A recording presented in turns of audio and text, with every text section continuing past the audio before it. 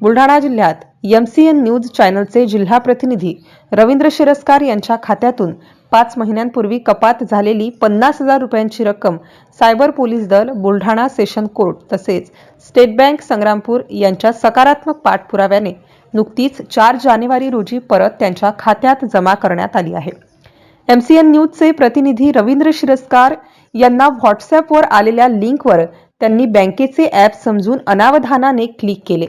त्यानंतर लगेच त्यांच्या करंट खात्यातून रक्कम कपात झाल्याचे लागोपाठ 15,000 आणि 5,000चे 4 SMS त्यांच्या मोबाईलवर आले।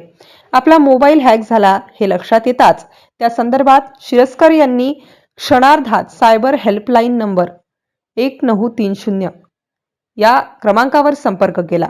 त्यानंतर संपर्क तक्रारीत हॅकरचे खाते गोठवण्याची प्रक्रिया करण्यात आली।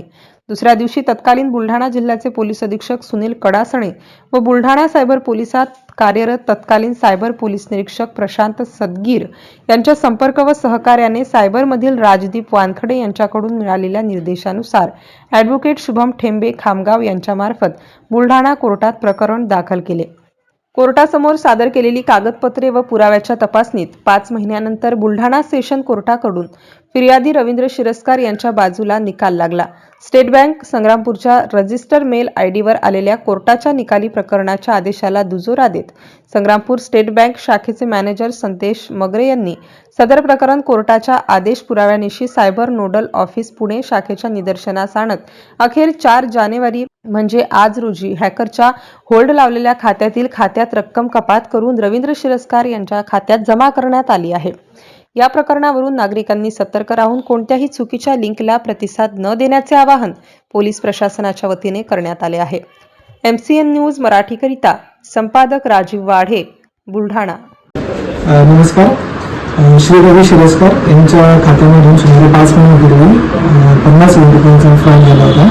त्यांनी एका अननोन लिंकवरती क्लिक करून KYC करण्यासाठी त्याच्यावरती त्यांचे इंटरनेट बँकिंगचे क्रेडेन्शियल शेअर केल्यामुळे त्यांच्या खात्यामध्ये 50,000 रुपयांचा फ्रॉड झाला होता।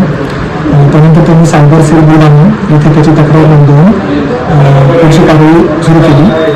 त्याचा त्यांनी पाठपुरावा केला। त्यानंतर आज दिनांक 4 जानेवारी 2025 रोजी माननीय न्यायालय यांच्या आदेशानुसार आपण त्यांचे 50,000 रुपये त्यांना परत मिळवून दिले। यासाठी आम्ही आमचे लोकल ऑफिस मुंबई यांच्याशी वारंवार पत्रव्यवहार केला आणि याचा फॉलोअप घेतला। तर या माध्यमाद्वारे मी सर्व जनतेला एक विनंती करू इच्छितो की कुठल्याही प्रकारचे जे व्हॉट्सअपवरती किंवा इतर कुठल्याही सोशल मीडिया चॅनलवरती तुम्हाला जे लिंक येतील किंवा जे ॲप्स तुम्हाला लोक इन्स्टॉल करायला सांगतील तर कृपया ते कुठलीही लिंक तुम्ही खात्री केल्याशिवाय क्लिक करू नका किंवा इतर कुठलेही जे ॲप्लिकेशन गुगल प्ले स्टोअर किंवा अँड्रॉइड प्ले स्टोअर आणि iOSवरती जे अवेलेबल नाही आहेत असे कुठलेही ॲप्लिकेशन तुम्ही आपल्या मोबाईलमध्ये इन्स्टॉल करू नका। आणि या संदर्भात कुठलाही संबंध असेल तर तुम्ही आमच्या बँकेत येऊन आम्हाला भेटा आणि त्याची खात्री करा। धन्यवाद।